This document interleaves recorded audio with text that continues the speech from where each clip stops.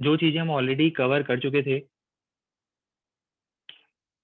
Concept of conservative non conservative force, electrostatic potential energy, important points related to potential energy. अगर दो से ज्यादा charges होते हैं तो हम पैर फॉर्म करते हैं, और यही क्वेश्चन का सीक्वेंस हम लोगों ने कंटिन्यू किया था। और आई सपोज कि क्वेश्चंस कंप्लीट हो गए थे, ये सब क्वेश्चंस कंप्लीट हो गए थे, और प्रोबेबली ये सीक्वेंस चल रहा था क्वेश्चंस का, राइट? क्या ये क्वेश्चन हम लोगों ने डिस्कस कर लिया था?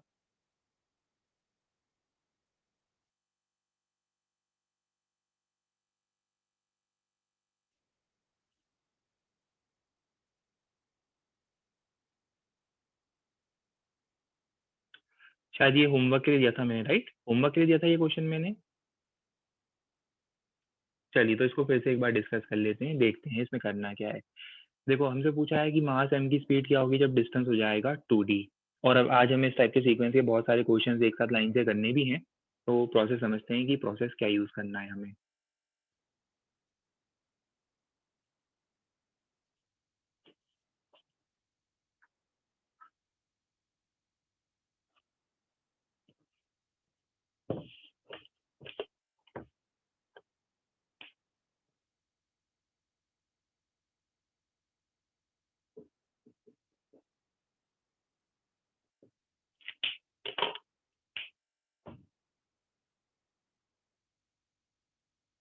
एक चार्ज है 3q जो कि फिक्स्ड है, और यहाँ एक चार्ज है जो मूव कर सकता है।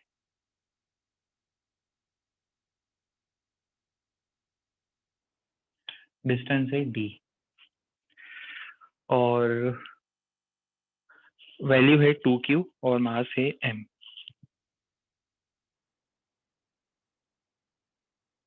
ये इनिशियल डायग्राम है जहाँ पर ये रेस्ट पर था। अब हमसे पूछा क्या है? हमसे पूछा है कि जब ये डिस्टेंस 2d हो जाता है तब हमें इसकी स्पीड फाइंड करनी है। इसकी स्पीड फाइंड करनी है। 3q रेस्ट पर है, 2q कॉमा m, स्पीड मान लो v, डिस्टेंस हो गया 2d। हमें इसकी स्पीड फाइंड करनी है। एनर्जी कंजर्वेशन, इनिशियल कॉन्फ़िगरेशन की kinetic energy plus potential energy equals to configuration की final kinetic energy plus final potential energy. System की इनिशियल काइनेटिक एनर्जी कितनी होगी? इनिशियल काइनेटिक एनर्जी 0 है। Initial potential energy k q1 q2 by d। Final kinetic energy हमें find करनी है, half mv² plus final potential energy k q1 q2 by 2d। ठीक है। अब ऑब्वियसली कि इसके आगे हम इस एक्सप्रेशन को ऐसे ही लीव करेंगे। आपको पता है क्यों लीव करेंगे इस टाइप से, क्योंकि आगे ऑब्वियसली कैलकुलेशन पार्ट है और यहाँ से आपको स्पीड फाइंड करनी है जो आपका फाइनल रिजल्ट होगा। एनर्जी कंजर्वेशन का बेस्ड डायरेक्ट क्वेश्चन।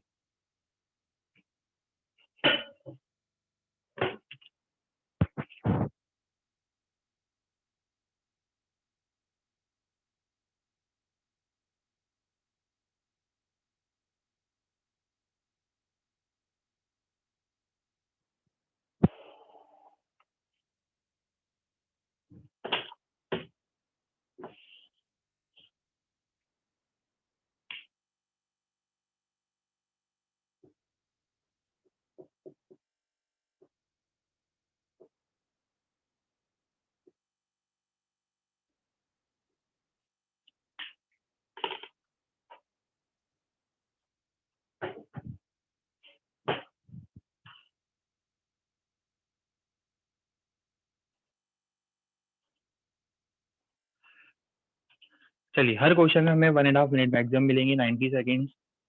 90 सेकेंड्स में जल्दी जल्दी अपने को सॉल्व करते जाना है, आंसर बताते जाना है। करो स्टार्ट।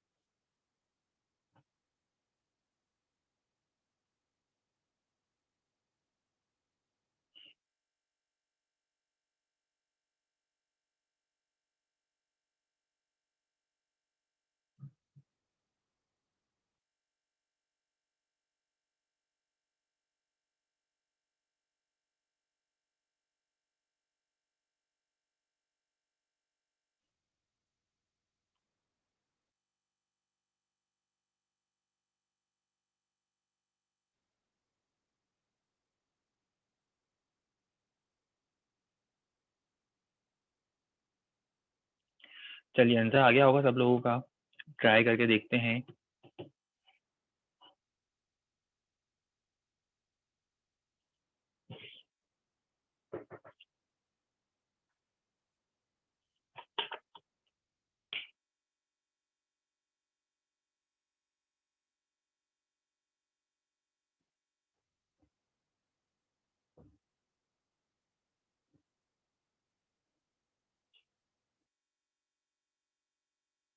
देखो ये इनिशियल डायग्राम गिवन है हमें, राइट। इस बार कोई भी फिक्स नहीं है, इस बार ये दोनों चार्जेस मूव कर सकते हैं, इस बार कोई भी चार्ज फिक्स नहीं है, तो ऑब्वियसली दोनों के बीच में अट्रैक्टिव फोर्स होगा, अट्रैक्टिव फोर्स से डिस्टेंस कम होगा, दोनों के बीच में दिखता है अट्रैक्टिव फोर्स होगा, डिस्टेंस कम होगा, m comma two Q, 2m comma minus Q. ठीक है, अब इसके बाद फाइनल डायग्राम में जब हमसे पूछा है कि डिस्टेंस कितना हो जाए, d/2 हो जाए, डिस्टेंस को हम हाफ कर देते हैं, तो जब डिस्टेंस हाफ हो जाएगा, अट्रैक्टिव फोर्स के कारण डिस्टेंस हाफ हो जाएगा, हमें दोनों की स्पीड फाइंड करनी है। मान लो इसकी स्पीड है v1 और इसकी स्पीड है v2।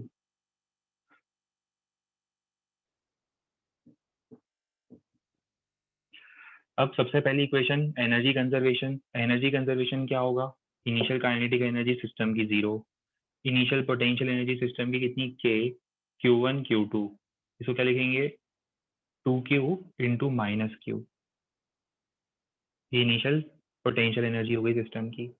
सिस्टम की फाइनल काइनेटिक एनर्जी में दोनों का कंट्रीब्यूशन होगा, दोनों कौन सी, एक तो half m v1 square plus half m v2 square, half sorry 2m into v2 square. ये क्लियर हो रहा है सबको, ये काइनेटिक एनर्जी किसकी है, ये काइनेटिक एनर्जी इसकी है, दोनों की काइनेटिक एनर्जी प्लस सिस्टम की पोटेंशियल एनर्जी, सिस्टम की पोटेंशियल एनर्जी कितनी होगी, k q1 इंटू q2, ये माइनस लिख रहा हूँ, k q1 q2 bye d/2। ठीक है, तो ये सिस्टम की इनिशियल एनर्जी हो गई और ये सिस्टम की पूरी एनर्जी फाइनल एनर्जी, ये फाइनल एनर्जी है, ये इनिशियल और ये फाइनल। अब ये एक इक्वेशन है, वेरिएबल दो हैं, वेरिएबल कौन से हैं, v1 v2। दूसरी इक्वेशन कहाँ से आएगी, दूसरी इक्वेशन हम लाएंगे from momentum conservation. Momentum conservation मतलब इनिशियल मोमेंटम सिस्टम का 0 है, फाइनल मोमेंटम भी 0 आना चाहिए, तो m v1 plus 2m into minus v2। आगे का प्रोसेस आपको पता है, ये क्वेश्चन आपने ग्रेविटेशन में भी किया है इस टाइप का, दो इक्वेशन है, दो वेरिएबल है, सॉल्व कर सकते हो, कैलकुलेशन पार्ट में अवॉइड करूंगा। अब आपको यहाँ से v1 v2 दोनों की वैल्यू मिल जाएगी।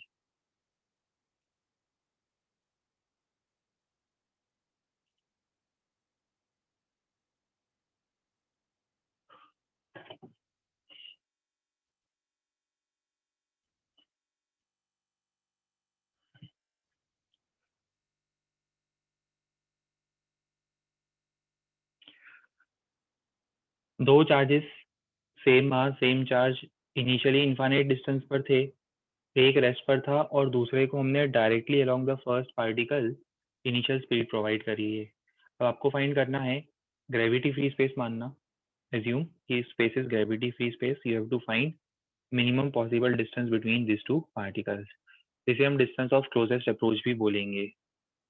एग्जाम में कई बार ये आता है डिस्टेंस ऑफ क्लोजेस्ट अप्रोच के नाम से।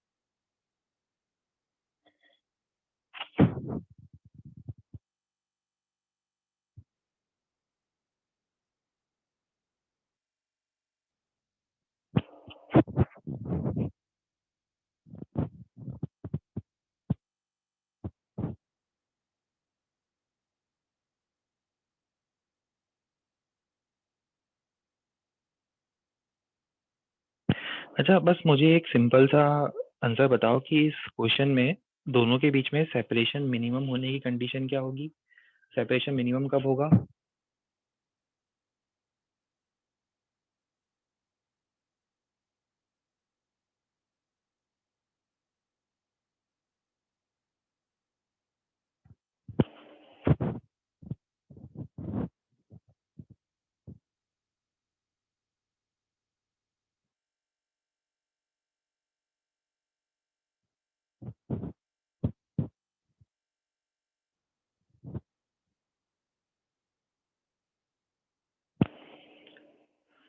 बिल्कुल, जब दोनों की स्पीड इक्वल होगी। आप लोगों ने कॉलिजन में 11th class centre of mass momentum collision में स्प्रिंग ब्लॉक सिस्टम में भी इस टाइप के क्वेश्चन डिस्कस किए हैं कि इस टाइप के केसेस में जब दोनों ऑब्जेक्ट की वेलोसिटीज इक्वल होती है, उस केस में separation between them is minimum. Minimum separation की कंडीशन दोनों की वेलोसिटी जिस इंस्टेंट पर सेम होगी, तब सेपरेशन मिनिमम होगा। चलो ट्राई करें।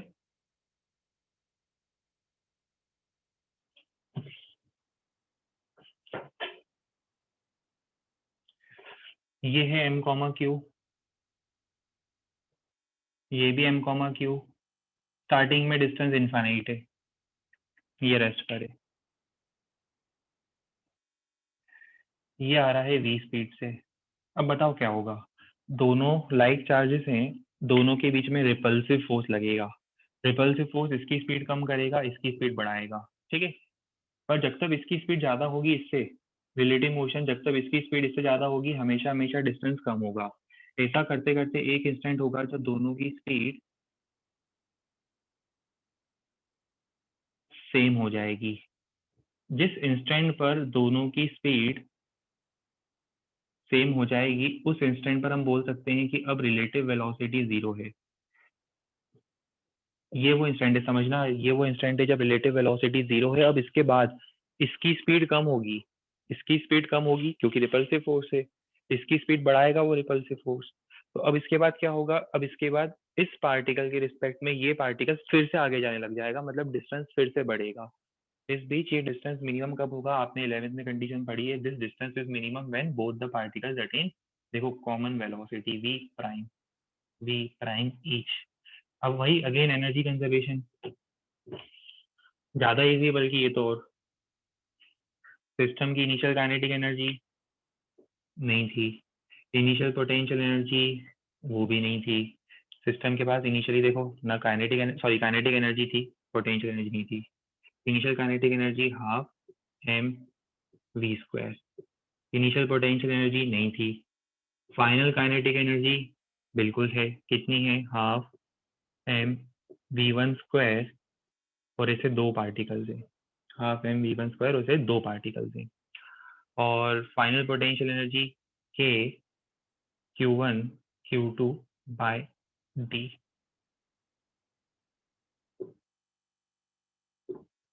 ये एक इक्वेशन आ गई। दूसरी इक्वेशन कहाँ से आएगी? हमें पता है दूसरी इक्वेशन हम निकालते हैं मोमेंटम कंजर्वेशन से। अब हम करेंगे सिस्टम का इनिशियल और फाइनल मोमेंटम इक्वेट। सिस्टम का initial momentum m v, final momentum m v one का डबल, दो पार्टिकल्स हैं तो यहाँ से वी वन कितना आ रहा है? वी वन आ रहा है वी बाय टू। आपको पता है आगे क्या करना है? ये जो वैल्यू आ रही है v by two, v one की वैल्यू, इसको यहाँ रखेंगे। यहाँ रखने पे ये डी मिलेगा, और ये जो डी होगा ये क्या होगा? मिनिमम डिस्टेंस होगा।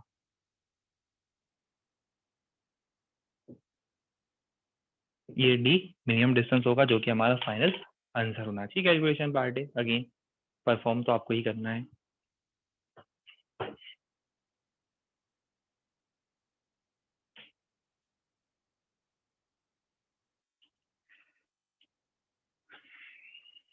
ये आप लोगों ने डिस्टेंस ऑफ क्लोजेस्ट अप्रोच के नाम से कहीं ना कहीं पढ़ा होगा पहले भी।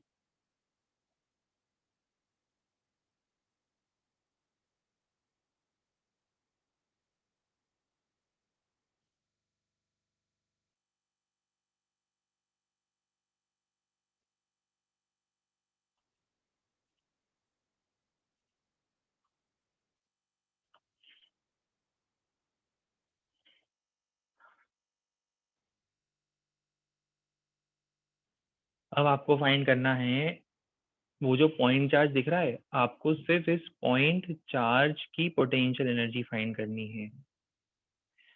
हमें क्या फाइंड करना है? हमें फाइंड करना है potential energy of this point charge small q due to the presence of rod.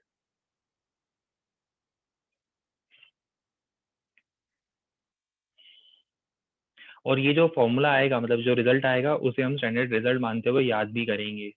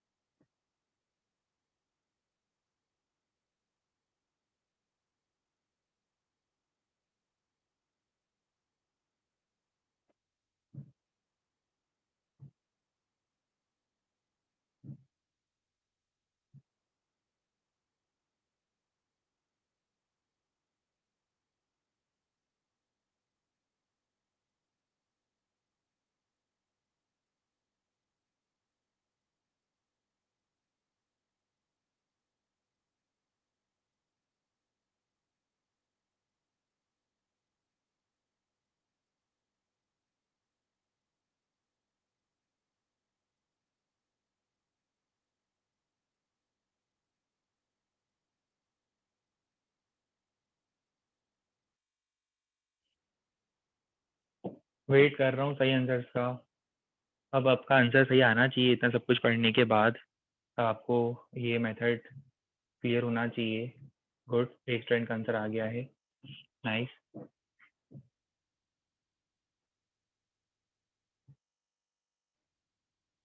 चलिए ट्राई करें अब।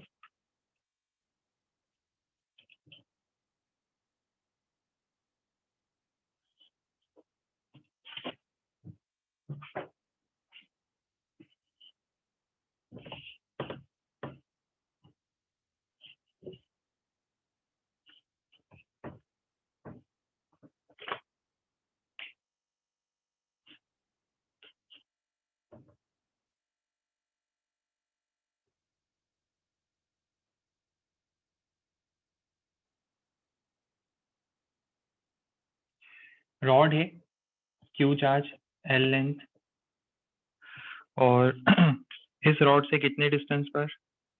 इस रॉड से डी डिस्टेंस पर यहाँ पर एक चार्ज है स्मॉल क्यू, और हमें इस चार्ज स्मॉल क्यू की पोटेंशियल एनर्जी निकालनी है। आपको पता है हम क्या करेंगे, यहाँ से जाएंगे एक्स डिस्टेंस पर और डी एक्स लेंथ का एक एलिमेंट लेंगे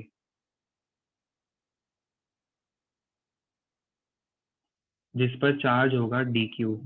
अब आप सब भूल के सिर्फ इन दोनों पर ध्यान दो। ये दोनों आपको कैसे दिखाई दे रहे हैं? Point charge. तो हमें पता है इस टाइप के पॉइंट चार्ज की पोटेंशियल एनर्जी क्या होती है। इस टाइप के सिस्टम ऑफ पॉइंट चार्ज की पोटेंशियल एनर्जी होती है के Q1 Q2 bye x.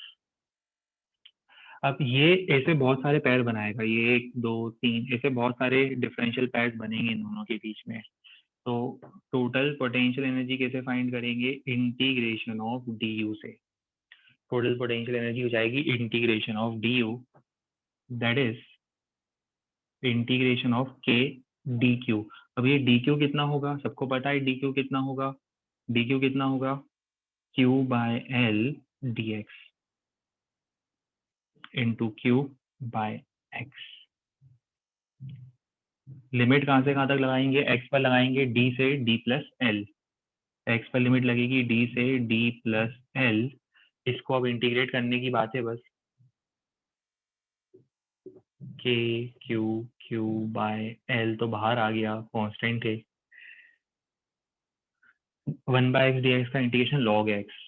Upper limit minus lower limit, log में सबको पता है अपर माइनस लोअर में माइनस कर देंगे हम, तो डिवीजन में चला जाएगा। ये रिजल्ट आना चाहिए था। काफी लोगों का आंसर आ गया था, ये काफी लोगों का मैसेज आ गया था इन टर्म्स ऑफ लॉग। कुछ लोग शायद टाइप नहीं भी कर पाए हों, बट ये रिजल्ट आना चाहिए था।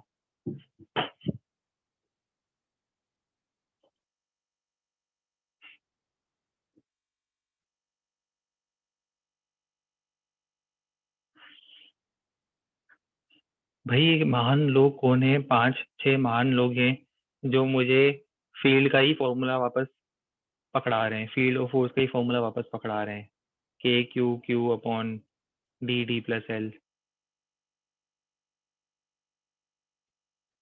वही फॉर्मूला जो पहले पढ़ाया था फोर्स में, वही फॉर्मूला जो फील्ड में पढ़ाया था, वही फॉर्मूला उठा के मेरे को वापस दे दिया।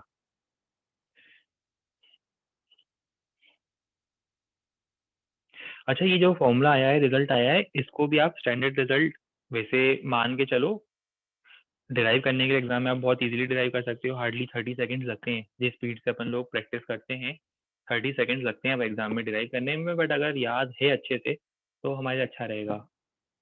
ठीक है, याद करके चलोगे तो हमारे लिए थोड़ा बेटर रहेगा।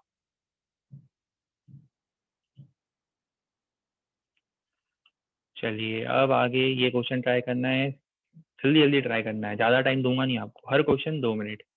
दिन की पहली क्लास सबसे ज़्यादा एनर्जेटिक रहते हो। हर क्वेश्चन 2 मिनट, मैक्सिमम पॉसिबल 2 मिनट।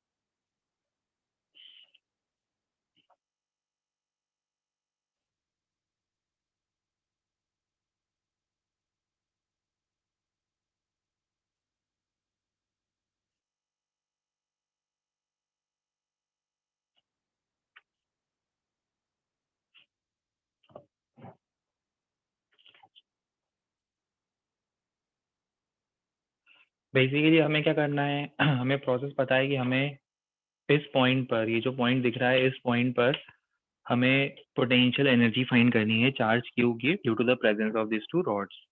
तो अगर यहाँ पे मैं चार्ज क्यू को लाकर रख देता हूँ, तो मुझे इसकी पोटेंशियल एनर्जी निकालने के लिए अभी मैंने एक्सप्रेशन पढ़ा था, k q q upon l, k q q by l, l N d plus l whole divided by d. ये एक्सप्रेशन भी मैंने पढ़ा था। ठीक है, चलो अब मुझे बताओ, जब charge Q initially infinite distance पर होगा तो उसकी इनिशियल पोटेंशियल एनर्जी क्या होगी? 0 होगी। अब मुझे इसी चार्ज की फाइनल पोटेंशियल एनर्जी निकालनी है, तो क्या होगी? के Q one Q by L one L N D one plus L one by D one plus K Q two Q by L two L N D two plus L two by D two.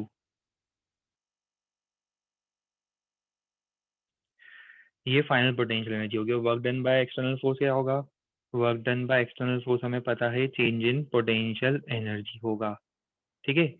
ये हमारा final result हो जाएगा। Initial 0 है तो इसका मतलब यही answer होगा, ये फाइनल पोटेंशियल एनर्जी ही हमारा आंसर है। इसमें किस चीज का यूज नहीं है, इसमें 60 डिग्री का कोई यूज नहीं है। यूज क्यों नहीं है, क्योंकि आपको पता है कि ये स्केलर क्वांटिटी है, एल्जेब्रिक एडिशन होगा, डायरेक्शन का कोई रेलेवेंस नहीं है, डायरेक्शन मैटर नहीं करेगी, सिर्फ चार्जेस के साइन मैटर करते हैं पर डायरेक्शन मैटर नहीं करती है।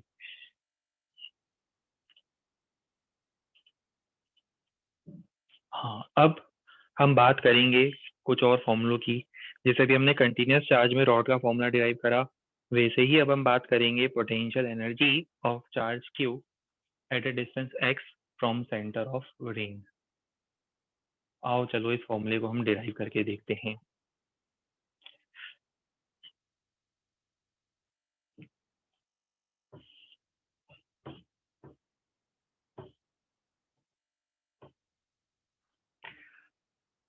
तो हमें देखो फाइंड क्या करना है, हमें फाइंड ये करना है, सपोज एक रिंग है, चार्ज क्यू रेडियस r की एक रिंग है और ये रिंग की एक्सिस है। यहाँ पर कितने डिस्टेंस पर, x डिस्टेंस पर यहाँ मैंने एक चार्ज रख दिया q। मुझे इस चार्ज की पोटेंशियल एनर्जी फाइंड करनी है, सिर्फ इस चार्ज की potential energy due to ring. Arrangement याद है ना, रिंग ऐसे है, एक्सिस ऐसे है और डायग्राम में इसको टिल्ट करके बना रहा हूँ जैसे हमने पहले भी डिस्कस किया था रिंग में, ठीक है। अब हम क्या करेंगे बताओ, यहाँ पर एक छोटा सा डिफरेंशियल एलिमेंट लेंगे सरफेस पर, जिस पर चार्ज होगा डी क्यू। रिंग के सरफेस पर मैंने एक छोटा सा डिफरेंशियल एलिमेंट लिया जिस पर चार्ज है डी क्यू। अब सिर्फ ये देखो कि इन दोनों के बीच में क्या कितनी पोटेंशियल एनर्जी है, सिर्फ ये देखो कि इन दोनों के बीच में कितनी पोटेंशियल एनर्जी है। ये डिस्टेंस मान लो स्मॉल आर है, ये सबको पता है ये कैपिटल आर होगा। इन दोनों के बीच में पोटेंशियल एनर्जी है k d q q upon small r. ऐसे बहुत सारे पैर्स बनेंगे, ऐसे बहुत सारे चार्जेस होंगे, वो सब इसके साथ पैर बनाएंगे। तो मुझे बताओ इस चार्ज क्यू की टोटल एनर्जी क्या होगी, इंटीग्रेशन ऑफ डी यू।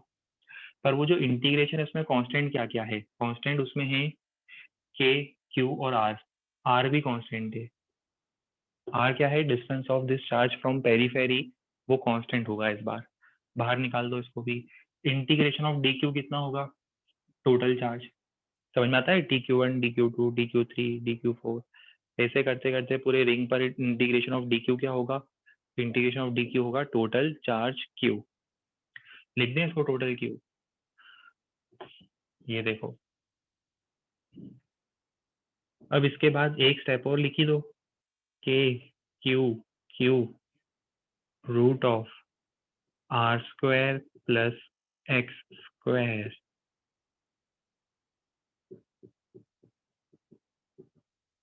अभी डेकोरेशन पार्ट हम कर नहीं रहे ज्यादा, आपको पता है डेकोरेशन पार्ट अभी कर क्यों नहीं रहे, इसे अपनी कॉपी में आप लोग अच्छे से डेकोरेट कर लेना पर, ठीक है।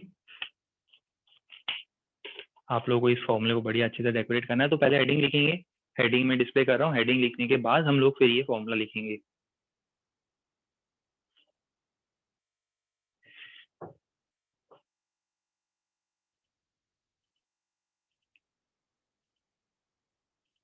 हेडिंग लिखो ये,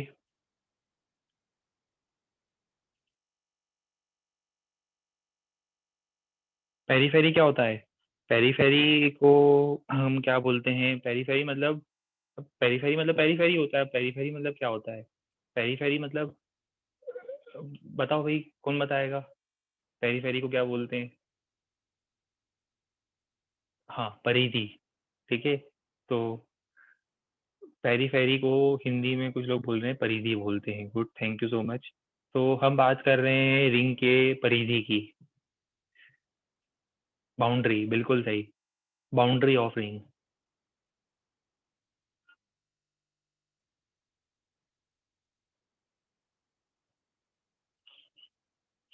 और वैसे भी रिंग पे चार्ज तो एक ही जगह पर है, उसके बाउंड्री पर है, पेरीफेरी पर है, रिंग की परिधि। अब से हम परिधि शब्द यूज, ये वर्ड यूज करेंगे परिधि, रिंग की परिधि। कोई है क्या परिधि इस बैच में? नहीं है, चलो ये अच्छी बात है।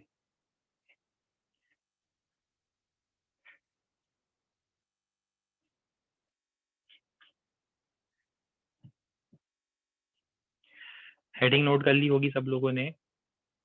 हेडिंग नोट करने के बाद फॉर्मूला,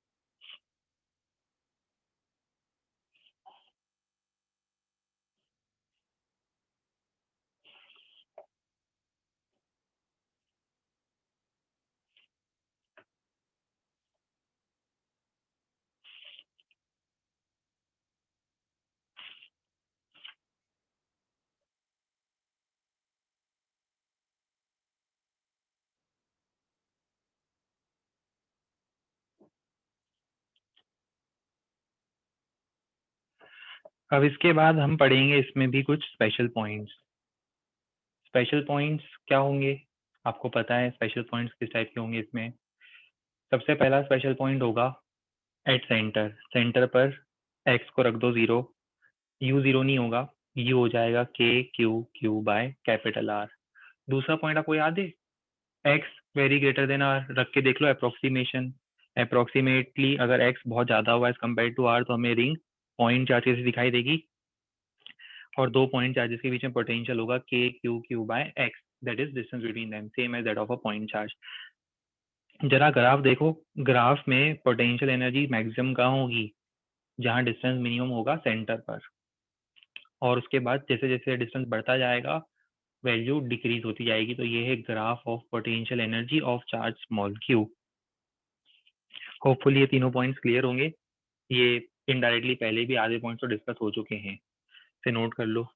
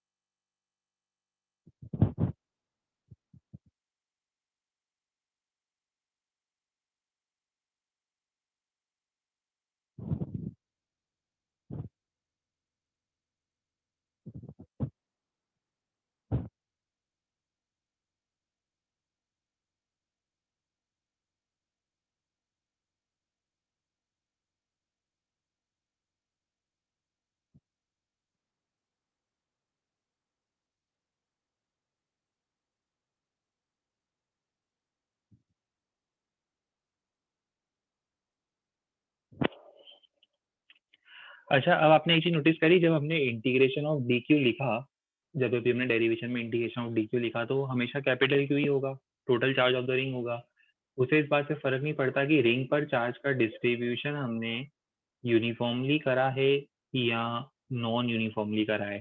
सपोज अगर मैं रिंग पर चार्ज यूनिफॉर्मली देता हूँ तो भी इंटीग्रेशन कैपिटल क्यू होगा, नॉन यूनिफॉर्मली देता हूँ पर अगर टोटल चार्ज क्यू ही है तब भी integration of d q q होगा। इसका मतलब potential energy of charge q due to ring इस बात पर डिपेंड नहीं करेगा कि रिंग का चार्ज डिस्ट्रीब्यूशन यूनिफॉर्म है या नॉन यूनिफॉर्म। ये होगा पॉइंट नंबर 4।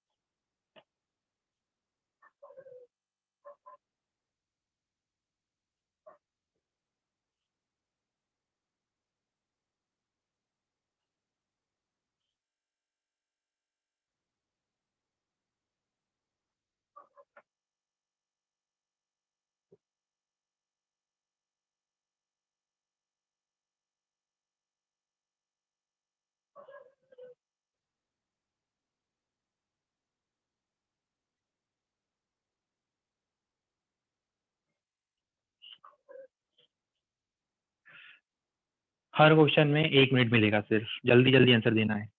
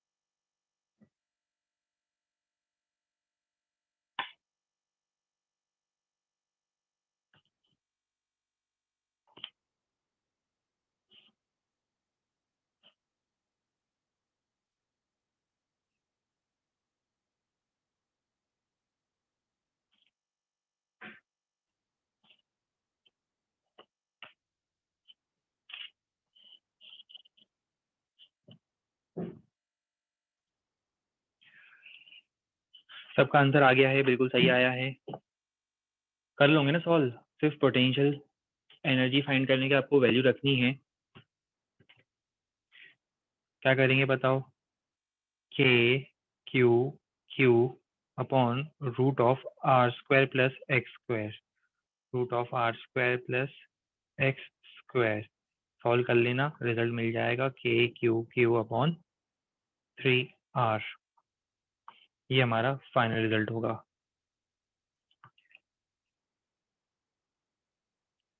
जल्दी जल्दी करना है अपने को सॉल्व। अपने को एग्जैक्टली 90 सेकेंड्स मिलेंगे, 30 सेकेंड्स क्वेश्चन नोट करने के, 60 सेकेंड्स क्वेश्चन सॉल्व करने के।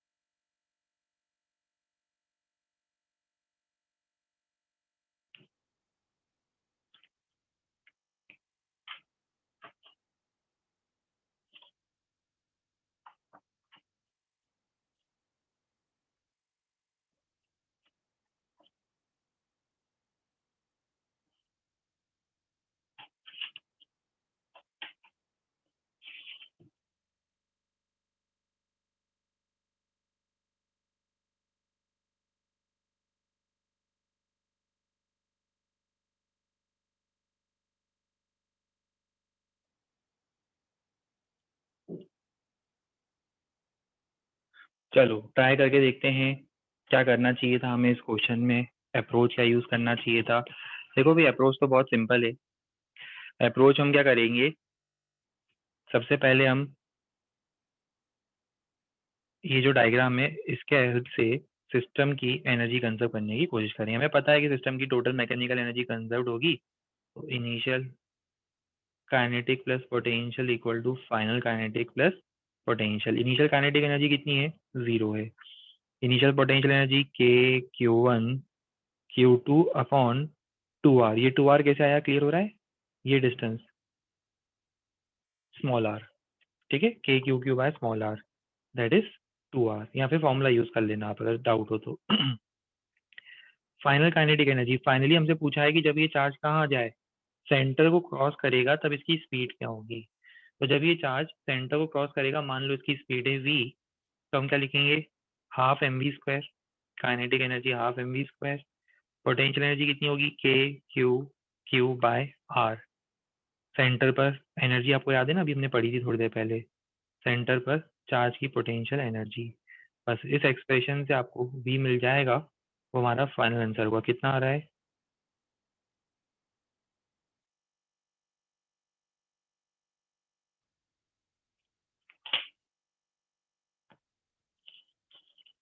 ये हमारा आंसर आना चाहिए।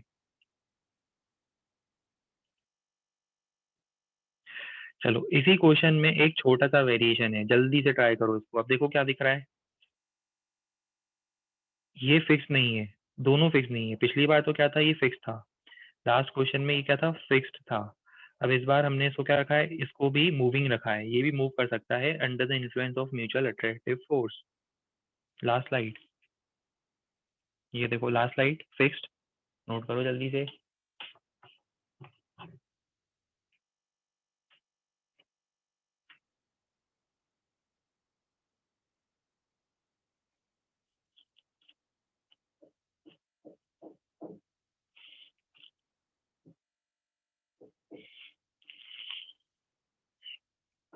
और इस स्लाइड में डिफरेंस ये है।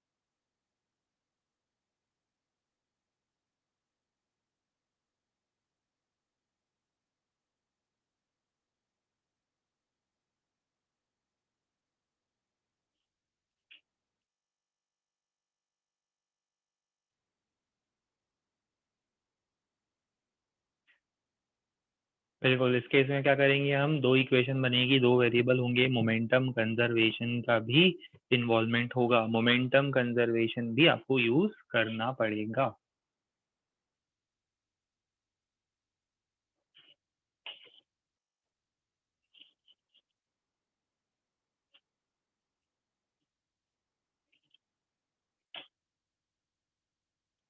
चलो ट्राई करते हैं।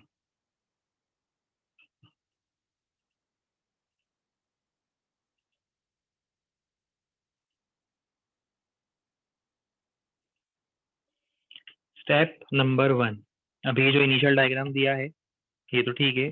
स्टेप नंबर 1, अब हम इस सिनेरियो को फिर से रिड्रॉ करेंगे। फाइनली क्या होगा, फाइनली थोड़ी देर बाद ये रिंग भी थोड़ा आगे आएगी, पार्टिकल भी पीछे मूव करेगा, और ये देखो यहाँ पर ये इसके सेंटर पर आ गया है। तब रिंग की स्पीड होगी कुछ v1।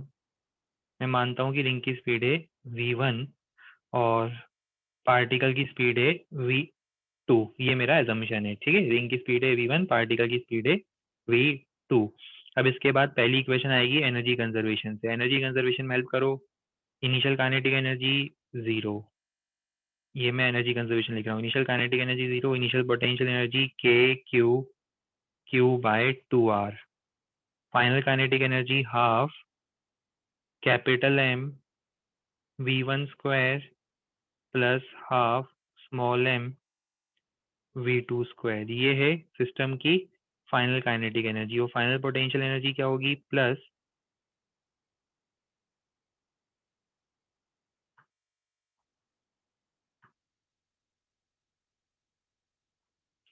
फाइनल पोटेंशियल एनर्जी होगी प्लस हाफ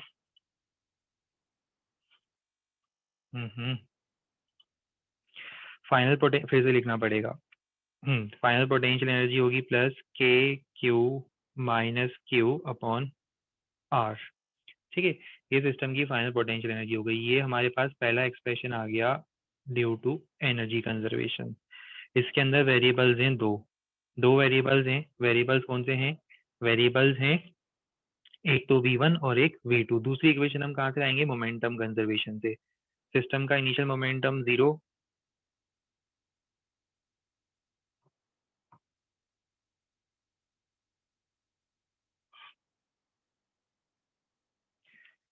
सिस्टम का इनिशियल मोमेंटम 0, सिस्टम का फाइनल मोमेंटम भी 0 करना है। फाइनल मोमेंटम हो जाएगा m v1 plus small m into minus v2। अब आपके पास दो इक्वेशन है, दो वेरिएबल हैं। कैलकुलेशन पार्ट अगेन मैं अवॉइड करने की कोशिश करूंगा। दो इक्वेशन दो वेरिएबल इजीली सॉल्व कर सकते हो।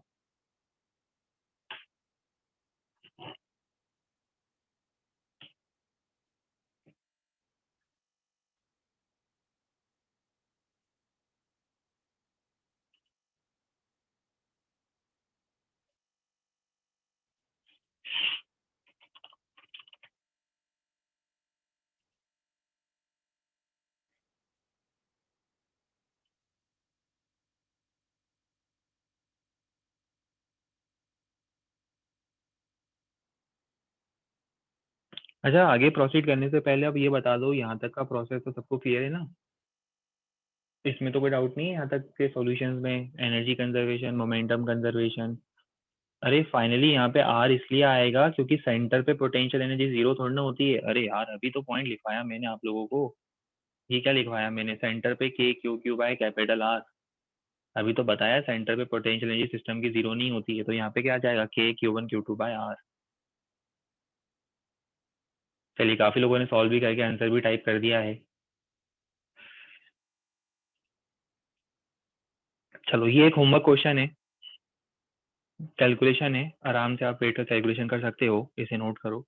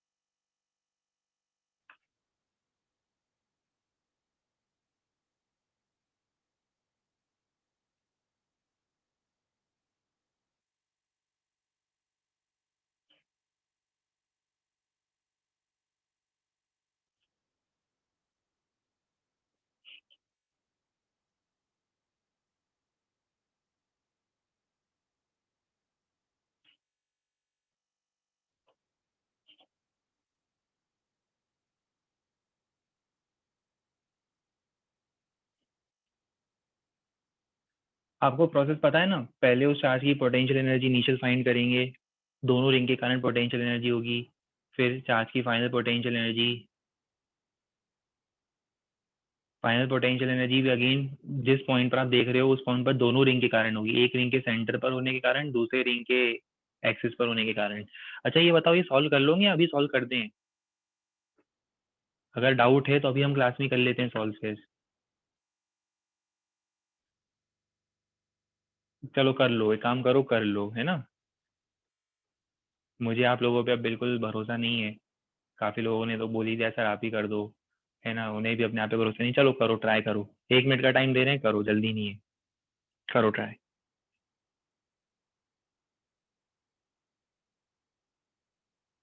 पर 1 मिनट से ज्यादा हम नहीं देंगे। हाँ थोड़ा प्रैक्टिस वैक्टिस करा करो, दिन भर फ्री रहते हो। अब तो कहीं घूमना फिरना भी नहीं होता, अब तो कहीं पार्टी वार्टी भी नहीं होती। पहले तो चलो समझते थे कि शाम को आपके दोस्तों के साथ आप लोग घूमने फिरने निकल जाते थे, पार्टी पे निकल जाते थे, रोज शाम को पार्टियां हुआ करती थी। पर अब तो क्या है, दिन में पढ़ाई करो, रूम में बंद हो, दिन में पढ़ाई करो, दोपहर को खाना खाओ, शाम को फिर पढ़ाई करो। तो प्रैक्टिस वैक्टिस करा करो यार।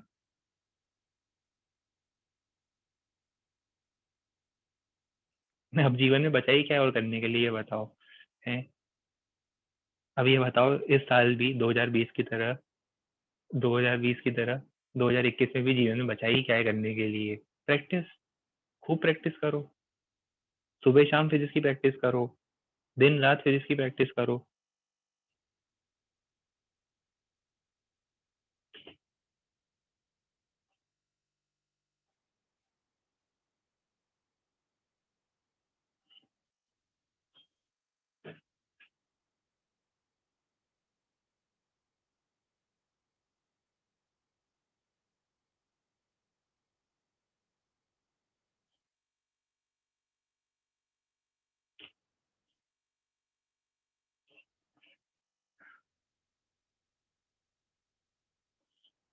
चलो अब हम सॉल्व करेंगे, सॉल्व तो हम यहीं पर करेंगे, डायग्राम भी सामने ही है आपके। अब एक चार्ज को ए से बी लाना है।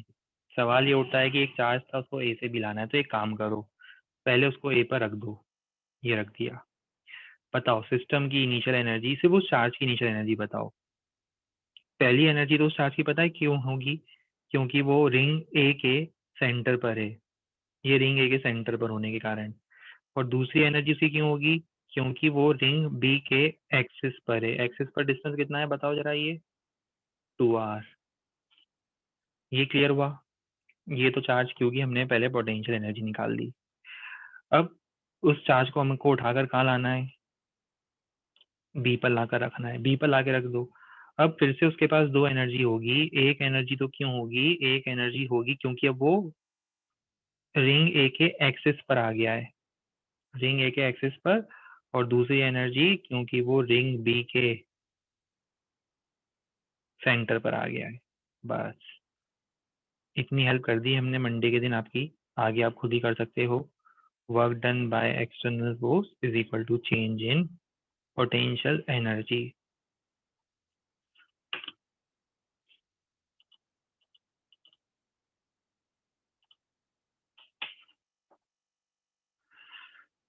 आगे आपको खुद ही आपकी मदद करनी है।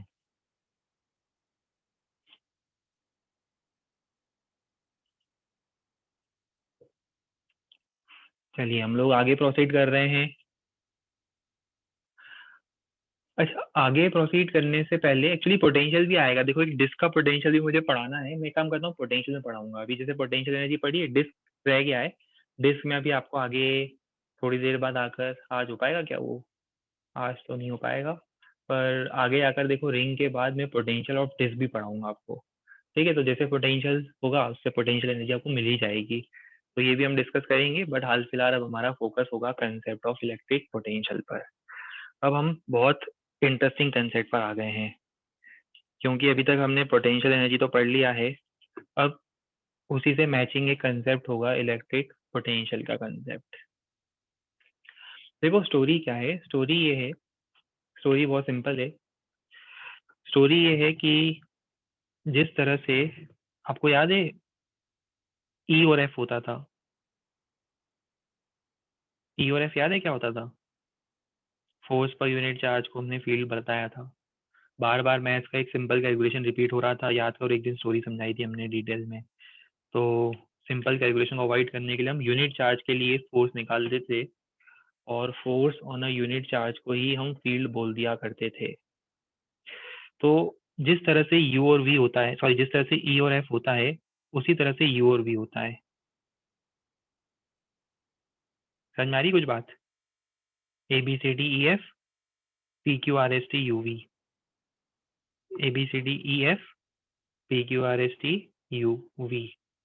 तो आपको समझ में आना चाहिए, फील्ड होता है फोर्स पर यूनिट चार्ज, और पोटेंशियल होता है potential energy per unit charge. इससे सिंपल क्या होगा फिजिक्स में बताओ? Potential energy per unit charge को ही तो हम पोटेंशियल बोलते हैं। अच्छा याद करो, बचपन में आपने ये फॉर्मूला ऐसा पढ़ा होगा, work done per unit charge को आप बैटरी का पोटेंशियल बोलते थे। पढ़ा है बचपन में ऐसा कुछ? 9th-10th में स्कूल के दिन याद करो, ये फॉर्मूला पढ़ा था सब लोगों ने। Potential of battery is work done per unit charge. अभी देखो ना, हमें पता है ना work done by external force क्या होता है, चेंज इन पोटेंशियल एनर्जी। तो वही तो लिख रहे हैं हम लोग, work done by external force change in potential energy per unit charge, या फिर negative of the work done by conservative force. अब इसको थोड़ा और डिटेल में समझते हैं, ठीक है? अभी एक बेसिक इंट्यूशन तो आपको डेवलप करवा दिया है क्या होता है, थोड़ा और डिटेल में समझते हैं, और डिटेल में समझते हैं कि एग्जैक्टली क्या होता है, ठीक है? सपोज ये 3-4 पॉइंट चार्जेस हैं, ये 3-4 पॉइंट चार्जेस हैं, ये मिलकर क्या बनाएंगे? ये सब मिलकर क्या बनाते हैं? ये सब मिलकर बनाते हैं सिस्टम ऑफ चार्जेस।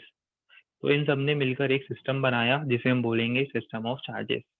अब सपोज एक चार्ज है क्यू, जिसको मुझे ए पॉइंट से, मान लो चलो 5 कूलम है, 5 कूलम को मुझे ए पॉइंट से उठाकर मूव करके बी पॉइंट पर लाना है, और मैं आपसे पूछता हूँ बताओ एक्सटर्नल फोर्स को कितना वर्क करना पड़ेगा। मैंने आपसे ये पूछा, तो पता है आपके लिए क्या करना, आपको मेहनत करनी पड़ेगी थोड़ी। क्या करना पड़ेगा?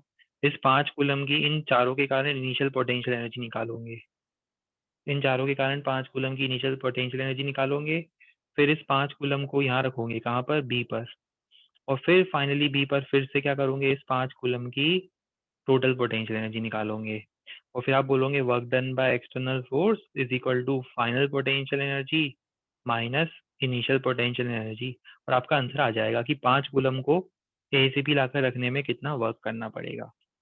वैसे याद है अपन ने इस टाइप के क्वेश्चन करे थे कि एक 2 कूलम के चार्ज को इन्फिनिटी से उठाकर स्क्वायर के सेंटर पे लाओ, तो बताओ कितना वर्क करना पड़ेगा। वही तो कर रहे थे, उस चार्ज की इनिशियल और फाइनल पोटेंशियल एनर्जी निकाल कर डिफरेंस ले रहे थे। आपने ये पहले भी वो क्वेश्चन में करा ही था हम लोगों ने, आज इससे पहले कल परसों हमने क्वेश्चन में ही करा था। हमने उस चार्ज की पोटेंशियल एनर्जी का चेंज निकाला था, और वही work done by external force के इक्वल था। चलो, अब जैसे आपने कैलकुलेशन करा, वैसे ही मैं आपसे बोलता हूँ कि अब एक काम करो, 5 कूलम की जगह 7 कूलम के लिए कैलकुलेशन करो। तो पता है एक मेथड तो क्या है कि आप पूरे प्रोसेस को रिपीट करो। दूसरा इससे भी अच्छा मेथड ये है कि जब पहली बार आपने 5 कूलम पे वर्क डन निकाला था, तो उसी को चार्ज से डिवाइड कर दो, तो आपको क्या मिल जाएगा, वर्क डन या रिक्वायरमेंट ऑफ वर्क या change in potential energy for a unit positive charge. और अगर आपको यूनिट पॉजिटिव चार्ज के लिए पता चल गया, तो मैंने 7 के लिए पूछा है तो 7 से मल्टीप्लाई कर दोगे, 12 के लिए पूछूंगा तो 12 से मल्टीप्लाई कर दोगे। तो इसका मतलब फिजिक्स में एक सेंस बनता है कि चेंज इन पोटेंशियल एनर्जी को मैं उसी चार्ज से डिवाइड कर दूं, इसी चार्ज क्यू से डिवाइड कर दूं, तो मुझे क्या मिल जाएगा, मुझे मिलेगा change in potential between this 2 points. तो क्या मैं फर्स्ट डेफिनेशन ऐसा बोल दूं कि potential difference between this 2 points due to किसके कारण, due to system of charges, potential difference between this 2 points A and B is equal to what, is equal to the change in electrostatic potential energy of a unit positive charge। ये देखो, change in electrostatic potential energy of a unit positive charge between these 2 points। हाँ या ना? Clear है तो yes, नहीं clear है तो नो।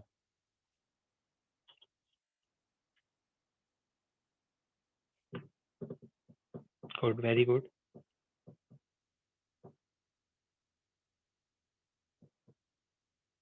नहीं समझ में आया? कोई बात नहीं, बहुत टाइम है हम लोगों के पास एग्जाम में, कोई जल्दी नहीं है।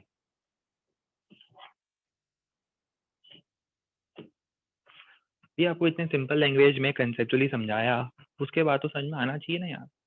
नहीं तो फिर वही है कि देखो फिजिक्स के कंसेप्ट भूल कर धीरे धीरे हमें फॉर्मूले याद कराने पड़ेंगे आपको बस, और नहीं तो क्या। देखो ऐसा है, ये एक दो, आप तो ऐसा याद रखो, चलो छोड़ो, आप तो इसको ऐसे याद रखो, तीन चार्ज थे, ये तीनों चार्ज मिलकर बनाते हैं एक सिस्टम ऑफ चार्जेस। क्या बनाते हैं? System of charges. यहाँ एक पॉइंट है, पॉइंट ए, यहाँ पे मैंने एक चार्ज रखा है क्यू। मुझे इस चार्ज को ए से मूव करा कर कहाँ लाना है? नए पॉइंट बी पर लाना है। मुझे इसको मूव करवाना है, चार्ज को मूव करा के ए से भी लाना है, ठीक है। तो मुझे कुछ वर्क करना पड़ेगा। कितना वर्क करना पड़ेगा? इस चार्ज की बी पर पोटेंशियल एनर्जी निकालूंगा, माइनस इस चार्ज की ए पर पोटेंशियल एनर्जी निकालूंगा। अब ये क्यू चार्ज की पोटेंशियल एनर्जी में इतना चेंज आ रहा है, क्यू चार्ज की पोटेंशियल एनर्जी में इतना चेंज आ रहा है, तो उसको क्यू से डिवाइड कर दो, तो क्या मिलेगा? यूनिट पॉजिटिव चार्ज की पोटेंशियल एनर्जी में चेंज है ना। 5 किलो आलू अगर 5 किलो पोटैटो अगर 40 रुपए के हैं, तो 1 किलो आलू कितने के आते हैं?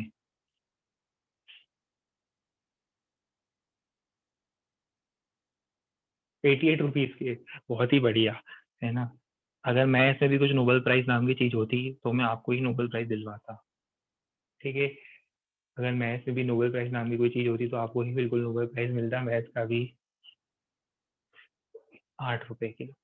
कैसे पता चला 8 रुपए किलो? भैया 40 रुपए टोटल था और 5 किलो थे, तो डिवाइड कर दो, वैसे ही हम कर रहे हैं, आप तो ऐसे समझो ये सब्जी भाजी का हिसाब चल रहा है। इतने चार्ज की पोटेंशियल एनर्जी में इतना चेंज, तो यूनिट चार्ज की पोटेंशियल एनर्जी में कितना चेंज, उसी को हम बोलते हैं चेंज इन पोटेंशियल। क्या बोलते हैं उसको फिजिक्स में? फिजिक्स वाले उसको चेंज इन पोटेंशियल बोलते हैं। ये तो क्या डिफाइन करेंगे बताओ? change in potential is equal to change in potential energy divided by charge, और work done by external force divided by charge। तो उसको हम बोलते हैं change in potential between these two points। तो change in potential between two points is equal to change in potential energy per unit positive charge, ठीक है।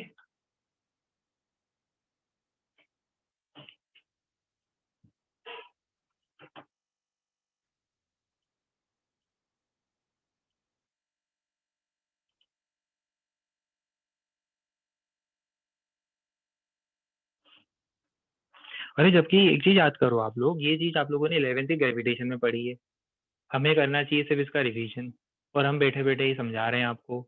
जबकि हमें क्या करवाना चाहिए, तो ये इलेक्ट्रिक पोटेंशियल जैसा ग्रेविटेशनल पोटेंशियल आपने 11th में पढ़ा है, पोटेंशियल की डेफिनेशन आपने 11th में पढ़ी है, पोटेंशियल एनर्जी आपने 11th में पढ़ी है।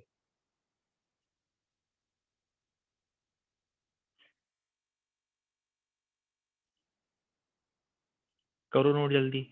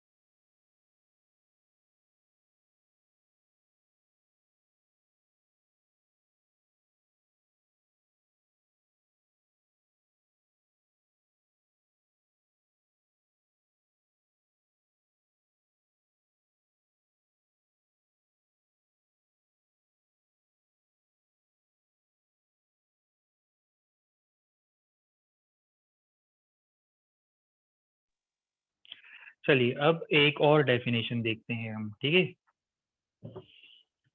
अब देखो दूसरी डेफिनेशन होती है किसी पर्टिकुलर पॉइंट पर पोटेंशियल क्या होता है। सपोज अब ये 2 पॉइंट नहीं दिए आपको, किसी ने कहा कि एक सिंगल पॉइंट दिया हुआ है। सिंगल पॉइंट का मतलब जैसे मान लो ये एक सिंगल पॉइंट है, ये है पॉइंट पी। किसी ने आपसे पूछा बताओ इस पॉइंट पे पोटेंशियल का मतलब क्या होता है। तो एक काम करो, फर्स्ट पॉइंट जो है ना उसको इन्फिनिटी पे मान लो। फर्स्ट पॉइंट को इन्फिनिटी पे मानो, तो उसका मतलब ए कहाँ पर हो गया, पॉइंट ए हो गया इन्फिनिटी पर, और पॉइंट बी की जगह क्या आ गया, पॉइंट पी आ गया। ए इन्फिनिटी पर है और सेकंड पॉइंट है पी। तो इन्फिनिटी से उठाकर एक यूनिट चार्ज को यहाँ लाकर रखो, तो बताओ कितना वर्क करना पड़ेगा। Work done by external force, Q charge को लाकर रखो, चलो क्यू चार्ज को इन्फिनिटी से उठाकर उस पॉइंट पर लाकर रखो, तो work done by external force क्या होगा, चेंज इन पोटेंशियल एनर्जी। और वो क्या होगा, U P minus zero. Zero क्यों, पहले वो चार्ज कहाँ था, इन्फिनिटी पर था। Final potential energy eight P minus initial potential energy that is zero. ये हो गया work done by external force.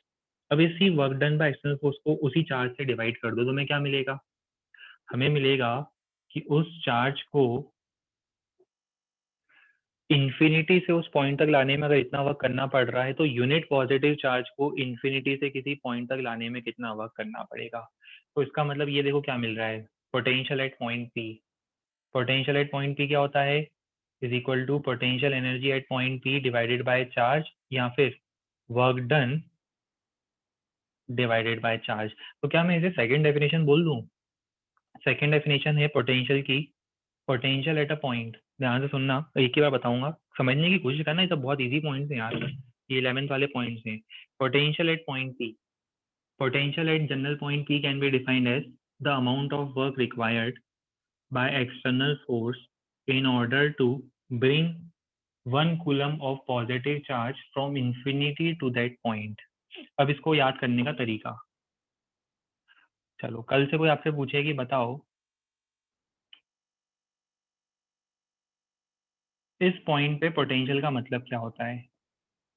इस पॉइंट पे पोटेंशियल का मतलब क्या होता है, तो इमेजिन करो, इमेजिन करो इस पॉइंट पे पोटेंशियल का मतलब क्या होता है। इस पॉइंट पे पोटेंशियल का मतलब होता है कि इन्फिनिटी से अगर कोई बोलता है कि इस पॉइंट पे पोटेंशियल सपोज ऐसा करो 5 वोल्ट है, किसी ने कहा इस पॉइंट पे पोटेंशियल 5 वोल्ट, इसका मतलब बताओ क्या है।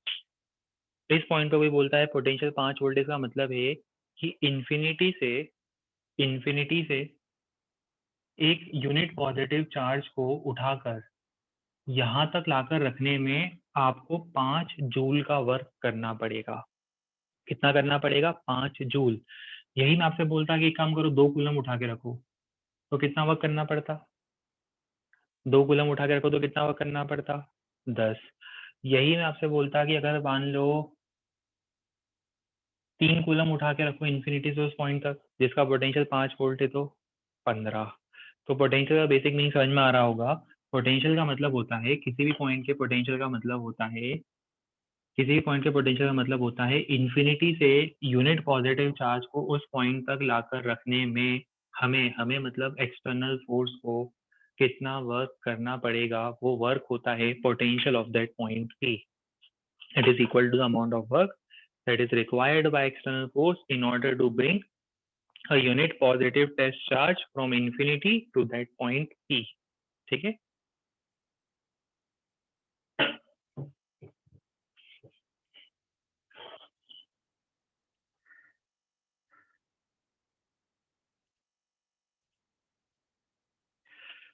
चलो एक काम करते हैं, इसके बाद आज हमने सिर्फ बेसिक मीनिंग समझा है, इसके बाद इसको नेक्स्ट टर्म पर ही डेफिनेशन के साथ प्रॉपरली कंटिन्यू करेंगे, क्योंकि वो फिर डेफिनेशन बीच में रह जाएगी, मतलब नहीं निकलेगा। तो इसको यहाँ पे पॉज कर रहे हैं और इसकी जो डेफिनेशन नंबर 2 है वो हम लोग आगे नेक्स्ट टर्म पर ही कंटिन्यू करेंगे। तो आज यहाँ पर लेते हैं पॉज, आगे बात होगी नेक्स्ट टर्म पर। Good bye and take care.